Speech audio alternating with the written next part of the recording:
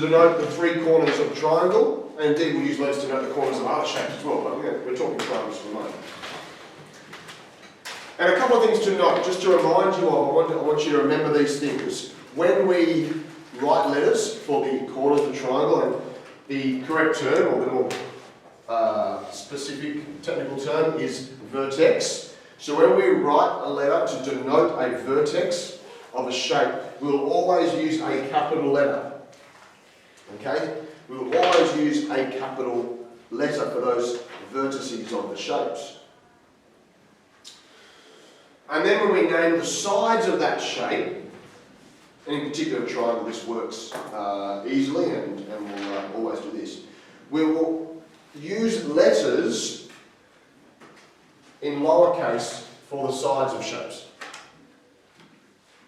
And the relationship between the vertex letter and the side letters are the same letter when they are opposite vertex and side. Okay?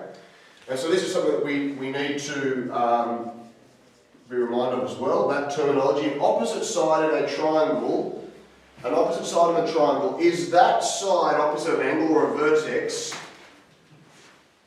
is the side that does not touch that angle.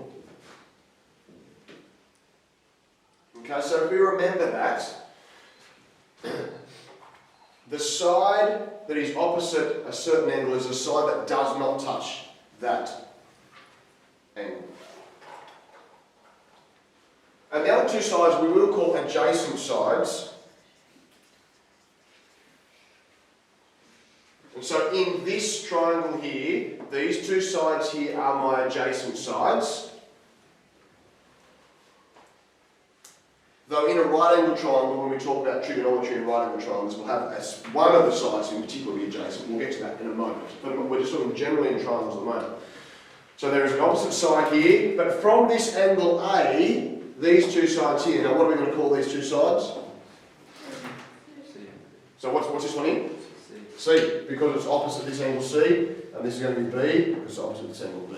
Okay, so side B and side C are adjacent to A.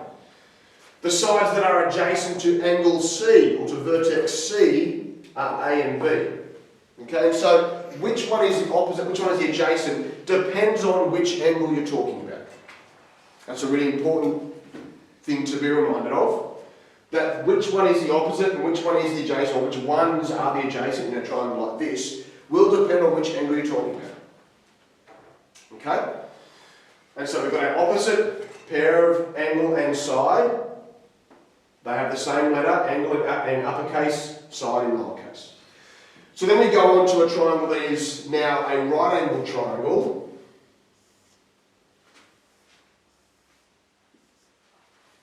Okay? So this is now our right angle triangle here. Let's use three more letters here. What are we going to call this side? E, lowercase e. This one is D, this one is F. Okay, so let's get used to those things. Now in this one here, we're going to talk about angle F. So from angle F,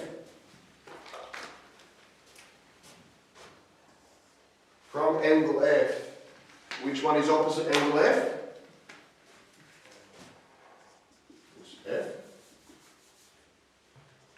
Can't spell.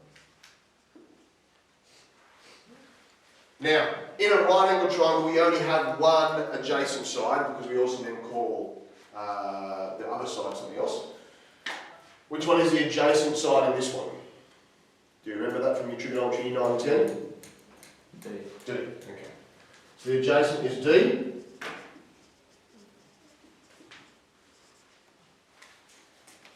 And so we also then introduce into our right angle triangle the hypotenuse, which is the longest side. Okay, and so we've got this, and if we're going to use angle D as our focus angle, the opposite is D, the adjacent is F, and the hypotenuse is Z. Notice the hypotenuse stays the same no matter which angle we talk about. Okay? Because the hypotenuse is unrelated to which angle we're talking about. The hypotenuse comes from which is the longest side. And this is the one that is opposite to the right angle. Okay? Now, We also then, in Year 10, we talked about trigonometric ratios, which was a way of saying that in any right angle triangle, just like this, if we know what the angle size is, we can set up a ratio between two of the sides, depending on what, in any two sides, we can choose those. And so those ratios have been formalised into 3 ratios. So we've got the sine ratio. Anyone remember what that one is?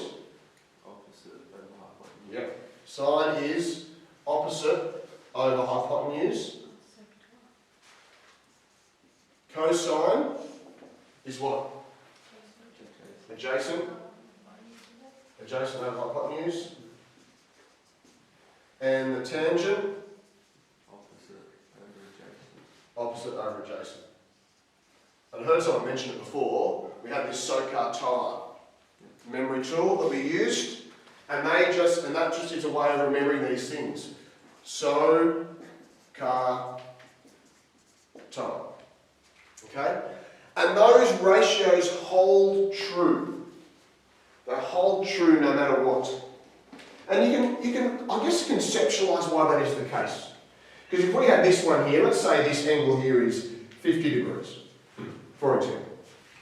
If we had that triangle there, the ratio of D over E, the opposite side over the hypotenuse, which is our sine ratio, the opposite side over hypotenuse, as long as that angle stays at 50 degrees in a right angle triangle, so if we were to expand, take that picture, put it on a photocopier, blow it up, but keep it the same angle there, then that side will increase, but this side will also increase to the same ratio, and so the ratio holds true. That's why we talk about the trigonometric ratios, because it's the relationship between the two sides, the ratio of those two sides. Okay? A couple of things to remind you of. On your calculator, we generally have just the 3 letters at the front. So sine, you might look at, I think it says sin, sine, and cos for cosine, and tan for tangent. Okay, so they're the 3 things we use there.